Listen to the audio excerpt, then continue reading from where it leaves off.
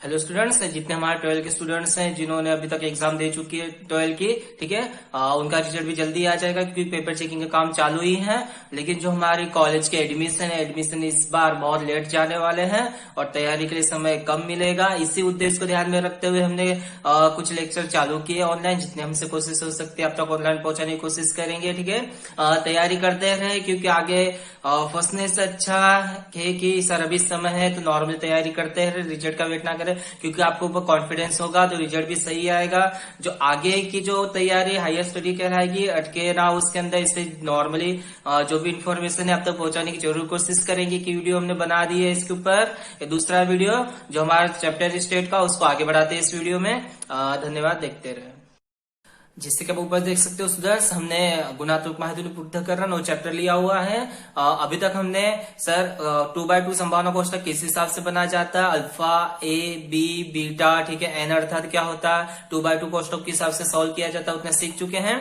इस वीडियो में हम माहिती संगत है कि असंगत है और ठीक है गुणात्मक माहिती का जो संबंध होता है उसके बारे में सीखेंगे। इस बहुत सारे इसमें सूत्र भी है, लेकिन हम सूत्रों को कॉन्सेप्ट या ट्रिक बेस पे लेके जाएंगे, इसलिए अच्छे समझिएगा। पैटर्न किस हिसाब से हमने बनाई हुई पैटर्न है जो भी फेल नहीं जाएगी। कॉन्सेप्ट बेस पे हम जाते हैं, हमेशा कठिन चीजों को इजी करने की कोशिश करते हैं।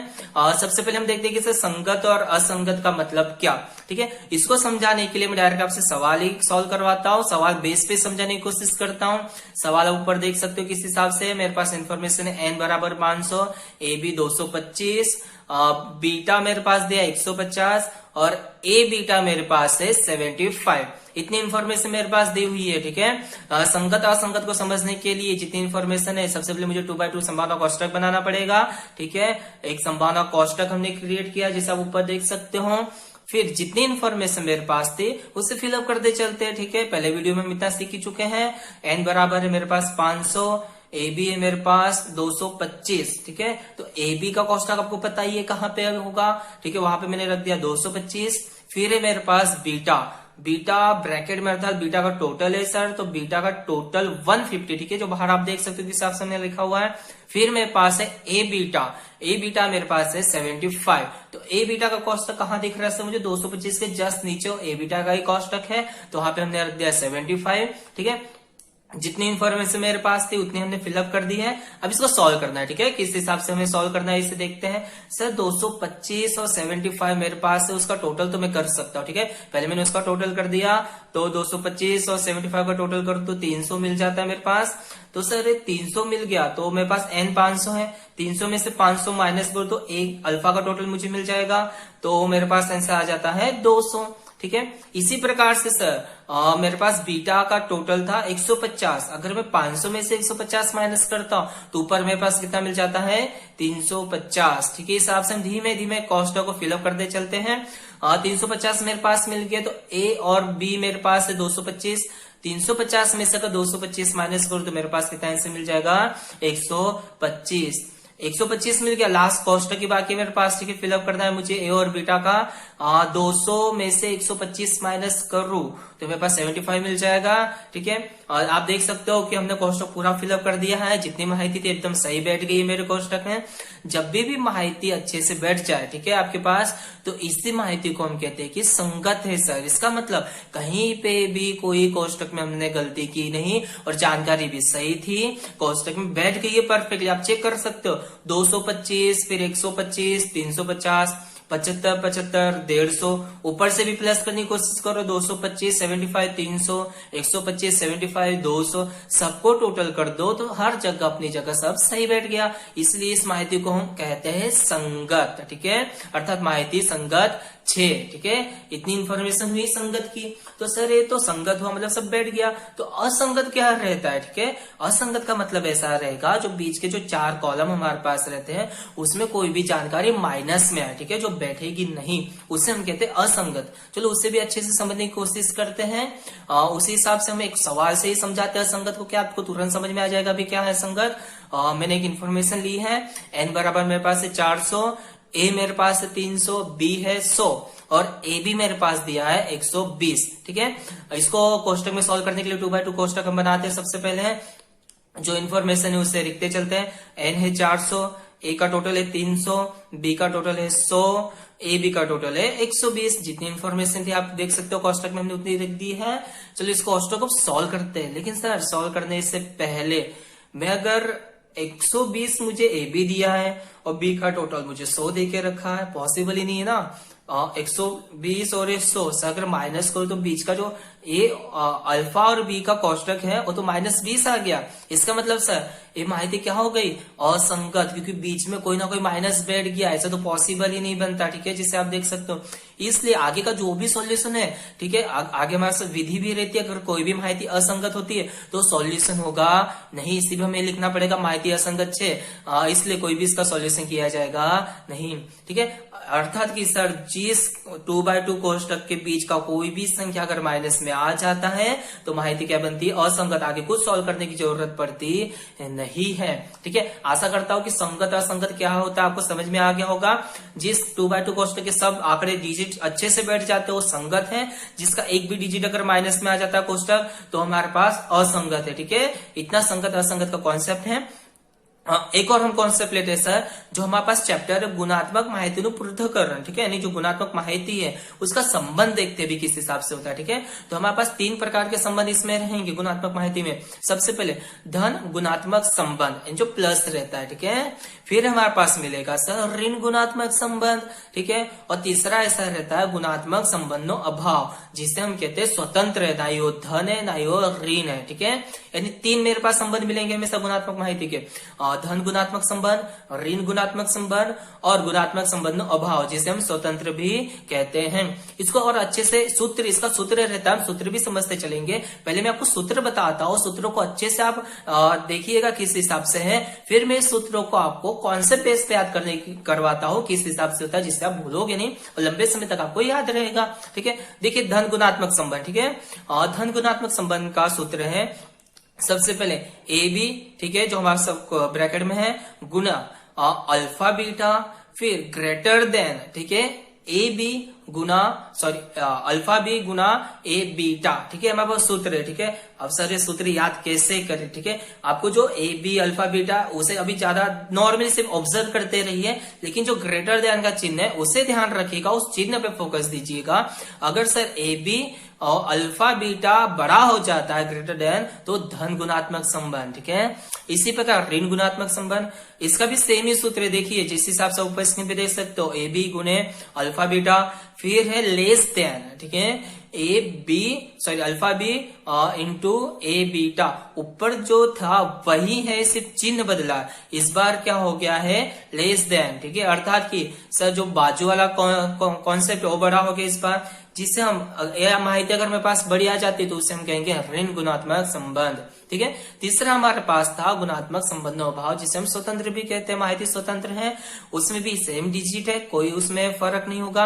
ए B alpha beta equal to मतलब स्वतंत्र, ना बड़ा ना छोटा, यानी ना धन ना ऋण, स्वतंत्र है अर्थात अभाव है। उसी हिसाब से आप चिन्ह पे ध्यान रखिएगा। अब sir A B alpha beta इसको याद कैसे करें। ठीक है, बहुत बार आपको रटना ही पड़ता है, लेकिन इसको कॉन्सेप्ट बेस पे आपको याद करवाता हूं। इसको हम ले जाते हैं 2/2 के कोष्टक पे। ठीक है, अब देखिएगा किस हिसाब से होगा, पहले वीडियो है उसे भी ध्यान रखिएगा। 2/2 कोष्टक है, हम जैसे गुना करते, ठीक है, गुना का क्रॉस मल्टीप्लीकेशन का चिन्ह करते, उसे आधार पे इसको याद करेंगे। देखिए बीच के जो 4 कॉलम है वही था हमारे पास। सबसे पहले मैं देखता हूं ए और बीटा का कॉलम, जिसमें आप रेड सिंबल देख रही होंगे। ठीक है, अगर मुझे गुना का क्रॉस मल्टीप्लीकेशन करना है, इसको क्रॉस करना पड़ेगा। क्रॉस होकर किस तरफ आता है हमारे पास, ए अल्फा और बीटा के कोष्टक में, जैसे आप देख सकते हैं, सबसे पहले मुझे 2 कोष्टक मिले, ए बी, ठीक है, अल्फा और बीटा। ठीक है, हमारा कॉन्सेप्ट वही है, सिर्फ इस पैटर्न को ध्यान में रखिएगा, सूत्र अपने आप भी बन जाएगा, सूत्र को याद करने की जरूरत नहीं आपको, फिर से चिन्ह जो याद करना है, greater than less than equal, उसे ध्यान में रखना। इसको मैं देखो तो आप स्क्रीन पे देख सकते हो किस हिसाब से मिलके मुझे ए बी गुने अल्फा बीटा, देखिए जो पीछे का था वही बन गया। ठीक है, सिर्फ कॉन्सेप्ट बेस पे आप सिर्फ ठीक ध्यान रखिएगा किस हिसाब से, फिर कुछ याद करने की जरूरत है, अपने आप सूत्र बनते जाएगा। ठीक है सर, यहाँ पे मेरे ऐसे हो गया, फिर क्रॉस करना है तो अब ऊपर वाले से करना पड़ेगा जो साइड में बचा हुआ है, ठीक है, जो ब्लू चिन्ह से हमने दर्शा के रखा है। इसका मतलब है हो गया सर अल्फा और बी, ठीक है। यहां से अगर मुझे क्रॉस करना होगा, गुना बनाना हो, तो नीचे की तरफ खींचना पड़ेगा, उससे नीचे की तरफ आए तो मेरे पास मिल जाता है ए बीटा। इसी प्रकार से दूसरा मेरे पास क्या मिल गया, अल्फा बी गुने ए बीटा। देख रही है कि पीछे एक बार स्लाइड पे देख लीजिएगा, वही बैठ गया हमारे पास। सिर्फ जो बीच का बचा हुआ है चिन्ह, हमें वही तो ध्यान रखना है। पैटर्न ध्यान रखिए, सूत्र अपने आप बन जाएगा, ठीक है। इसी हिसाब से जो धन ऋण और स्वतंत्र है उसको समझाने की कोशिश करते हैं। एक सवाल इसके लिए हमने लिया हुआ है। ए का टोटल मेरे पास 40, बी का 70, ए बी है 30, एन है 100, ठीक है। इससे समझते हैं माहिती किस हिसाब से की जाती है, ठीक है।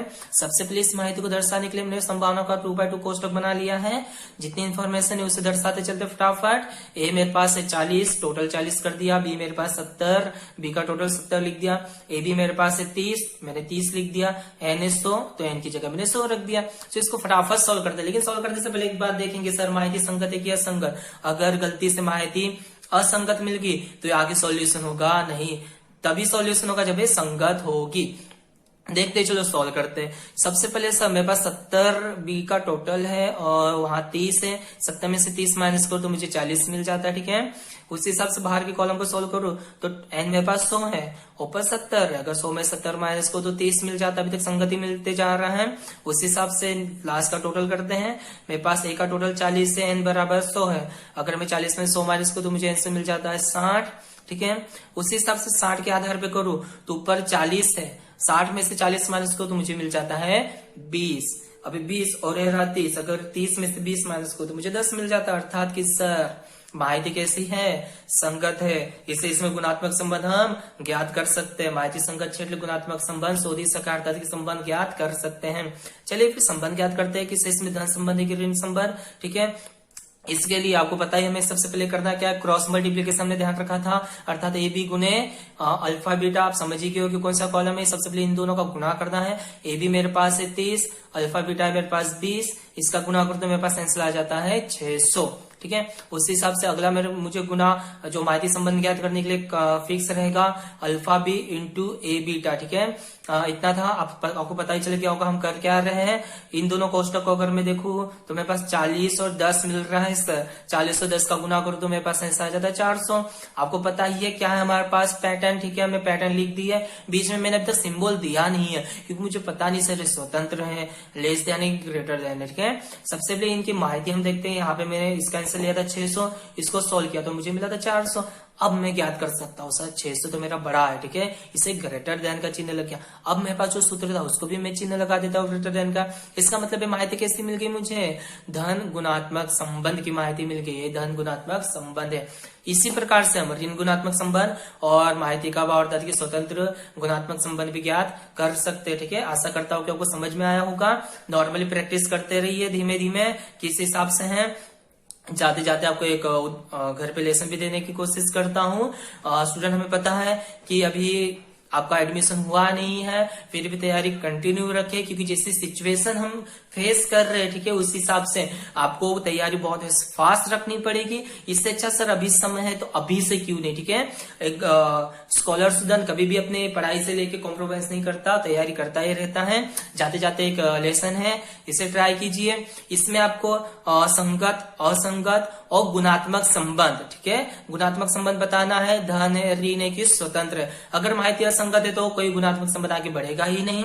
जैसे सॉल्यूशन हो जाता है आप ग्रुप में सेंड कर दीजिए या मुझे व्हाट्सएप भी कर सकते हैं, ठीक है। कहीं डाउट हो तो मेरा नंबर आपके पास ही है, मुझे कांटेक्ट कीजिए, डाउट सॉल्यूशन हो जाएंगे। सिर्फ इतना कहूंगा, प्रैक्टिस करते रहे, कहीं रुकना नहीं है। और हमारे चैनल को लाइक कीजिए, सब्सक्राइब करना ना भूलिएगा। जिससे कि आप ऊपर देख सकते हो स्टूडेंट्स, हमने गुणात्मक माहिती पृथक करना 9 चैप्टर